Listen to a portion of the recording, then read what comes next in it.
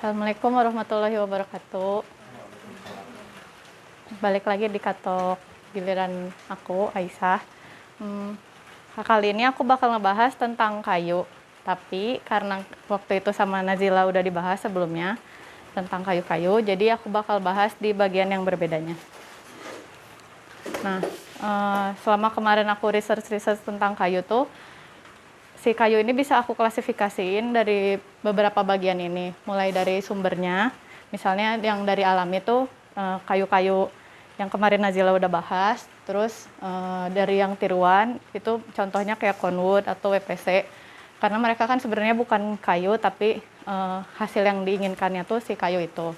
Terus kalau yang buatan tuh sebenarnya dia tuh kayu, tapi udah diolah lagi kayak misalnya plywood, blockboard, dan lain-lain kayak gitu. Nah, terus banyak lagi yang bisa kita perhatiin tuh dari sambungannya sendiri atau joinnya. Baik yang manual, kayu dengan kayu lagi, atau dengan alat. Misalnya kayu terus dibaut atau dipaku yang kayak gitu. Nah, terus kayu sendiri juga bisa diklasifikasiin lagi tergantung dari fungsinya. Bisa dari untuk konstruksi, jadi kolom atau jadi balok atau jadi finishing bangunan, misalnya jadi lantai atau jadi dinding, atau dia juga bisa jadi furnitur, jadi kursi, meja, dan lain-lain. Terus si kayu sendiri kalau misalnya kita cari dari semua bagian itu tuh banyak gitu sih produknya tuh dengan berbagai macam supplier dan juga berbagai macam harganya, baik yang murah, mahal. Terus yang suppliernya di dalam kota, luar kota, atau bahkan luar pulau atau luar negeri.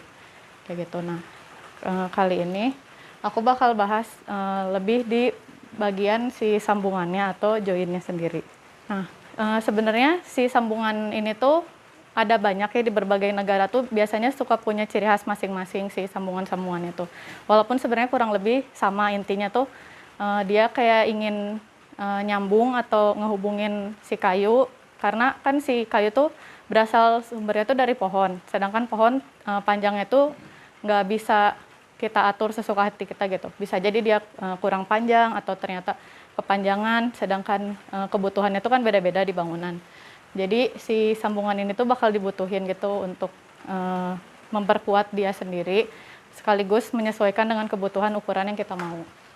Nah, si sambungan sendiri yang aku cari kalau di Indo tuh biasanya dibagi kurang lebih jadi 5 bagian ini. Yang pertama tuh sambungan yang ke arah memanjang, terus sambungan ke arah melebar, terus sambungan ke arah menyudut, terus ada juga sambungan yang bersusun dan juga sambungan dengan pengunci. Untuk syarat-syarat si sambungan sendiri, sebenarnya kalau misalnya untuk konstruksi bangunan, dia tuh udah diatur di SNI. Di Indonesia tuh ada penjelasan detailnya tentang seberapa panjang jarak yang dipasang, jarak coakannya, jarak ikatannya, terus jumlah bautnya. Bahkan semuanya itu tuh semua udah ada di dalam SNI sebenarnya. Cuman kan itu lebih ke hitungan sipilnya lah anggapannya. Tapi yang perlu kita perhatiin di sini tuh lebih ke syarat-syaratnya itu. Yang pertama tuh si sambungan tuh harus sederhana ikatannya dan tetapi juga sederhananya tuh yang kuat gitu. Terus hindari takikan yang besar dan dalam. Takikan tuh maksudnya coakan. Jadi jangan sampai dia tuh lebih dari setengahnya tinggi dari si kayu tersebut gitu.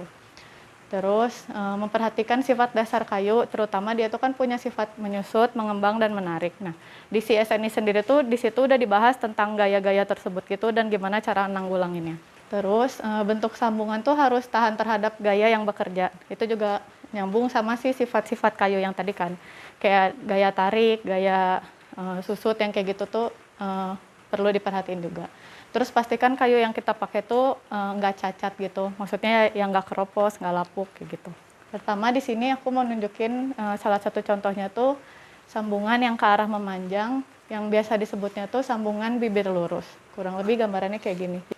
Kayak dikasih coakan lah bentuknya tuh. Jadi dipotong, dibikin kayak L sama L gitu. Terus ada jarak-jaraknya tertentu bisa dilihat di sini. Nah, terus si sambungan ini tuh biasanya digunakan untuk balok. Nah, terus yang selanjutnya tuh sambungan bibir lurus tapi dengan kaitan atau sambungan bibir lurus berkait. Selain dia dibentuk L gitu, tapi dia juga ada kayak sedikit tonjolannya gitulah untuk kunci. Biasanya tuh dia suka ada di kolom atau kadang ada juga sih di balok. Intinya kan bentukan-bentukan ini tuh untuk ngelawan si gaya-gaya yang bisa dihasilkan dari fungsi kayunya tersebut gitu. Nah, terus yang selanjutnya di yang tipe memanjang tuh ada sambungan bibir miring dan juga bibir miring yang berkait. Sistemnya sih kurang lebih sama yang lurus tadi, cuman dia bentuknya tuh ada miringnya gitu. Digunainnya untuk balok juga, cuman di sini ada juga yang bilang kayak dia tuh suka digunainnya untuk gording. Dan yang perlu diperhatikan tuh kalau misalnya nggak ada kaitannya, pastiin dia tuh ada yang nopang di bagian bawahnya gitu, atau ya si kolomnya itu.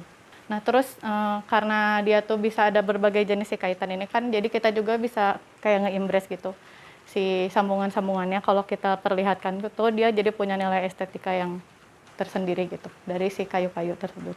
Terus masih di yang memanjang juga, dia tuh ada sambungan takikan lurus dan juga takikan lurus dengan mulut ikan. Si takikan tuh kan maksudnya coakan ya, yang kayak gini. Nah terus kalau mulut ikan tuh dia kayak ada segitiganya gitu si sambungannya. Terus tuh takikan lurus rangkap. Rangkap tuh maksudnya dia nggak cuman nge-L aja, tapi dari dua sisi itu saling ikat gitu di coaknya. Sama yang ini sambungan purus lurus.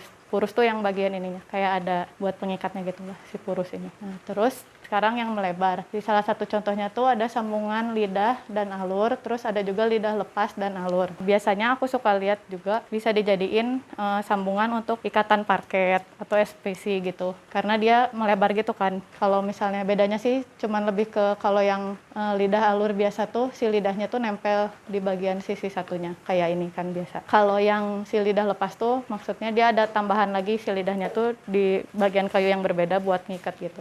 Nah, terus masih di arah yang melebar juga, yang ini biasanya suka digunain untuk bagian finishing dinding gitu, kayak wood plank di bagian dinding.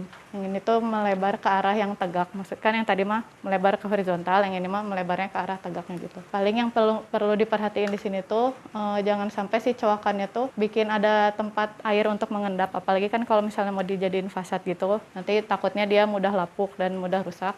Jadi pastiin sudut kemiringannya tuh ngalirin air gitu. Terus kan dua tadi buat nyambungin yang manjang sama melebar. Terus ada juga sambungan untuk yang menyudut, maksudnya tuh bagian pojok atau bisa juga menyudutnya tuh di bagian tengahnya gitu. Jadi sambungan yang T gitu. Yang pertama tuh ada sambungan takikan lurus sama sambungan purus lubang terbuka. Si contohnya kan yang ini. Kurang lebih ya jadi sama kayak L gitu disambung, nyatanya kurang lebih kayak yang kanan ini. Kalau misalnya yang ada purusnya tuh yang kanan bawah. Biasanya sih kalau yang ini suka dipakainya lebih ke untuk furnitur gitu. Dengan purus ada yang lubang atau lubangnya tertutup gitu, maksudnya si lubang atau lubang tertutup kalau misalnya lubang full gitu, jadi dia bolong, si ujung ininya tuh bakal nyampe ke ujung sisi si balok satunya. Kalau yang tertutup tuh dia nggak sampai ke tembus gitu. Terus kalau tadi kan menyudut yang bagian di pojok. Nah kalau yang ini menyudut di yang jadi tipe T itu salah satunya tuh ada sambungan takikan lurus, ekor burung. Ekor burung tuh maksudnya yang bentukannya kayak trapesium ini. Udah yang menyudut. Nah ada lagi yang satunya tuh bersusun di sini tuh maksudnya dia kayak ada gerigi-geriginya gitu. Lalu diperkuat dengan si purus-purus tadi yang kayak pakunya gitu. Nah biasanya untuk nguatin dia lagi itu tuh ada lagi namanya si sambungan yang pengunci gitu.